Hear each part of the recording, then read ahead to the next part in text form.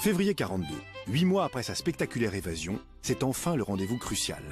Quand Madès arrive à Londres, le général donc le reçoit immédiatement et lui signifie évidemment qu'il compte sur lui pour faire partie du comité français de libération, enfin du comité national plus exactement, et donc devenir l'équivalent de ministre. Avant d'accepter d'être ministre, Pierre Mendès France exige, on peut le dire, de s'engager dans les forces françaises aériennes libres, et c'est ce qui va l'amener d'ailleurs à plusieurs reprises à participer à des opérations sur la France, notamment plusieurs avec Romain Gary.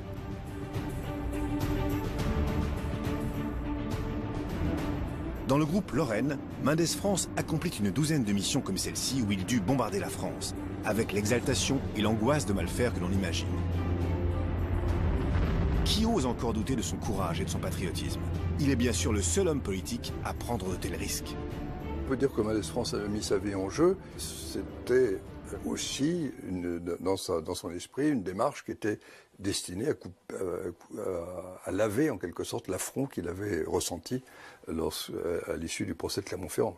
L'arrivée de Mendès France, qui avait été membre du deuxième gouvernement de Léon Blum, était quand même un événement important.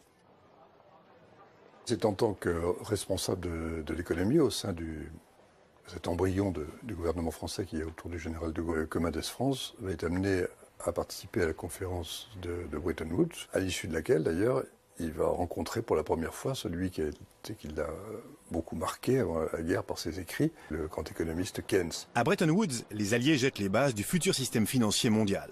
On y crée la Banque mondiale et le FMI où il siégera plus tard. Et si Mendès France participe à cette rencontre historique, c'est bien la preuve de la confiance que lui accorde le général de Gaulle. Ce qui n'allait pas de soi, c'était la rencontre, enfin l'accord entre Mendès France et de Gaulle, qui sont deux personnalités extrêmement dissemblables, venues d'horizons tout à fait différents. De Gaulle étant un officier de tradition, venant d'une famille catholique, pénétré de principes hiérarchiques, et Mendès France, qui est un homme imprégné de la philosophie des Lumières, qui vient donc du radicalisme, qui a été ministre de Léon Blum. Et malgré toutes ces différences qu'il y a entre eux, il va y avoir, entre ces deux personnages très dissemblables, un accord immédiat.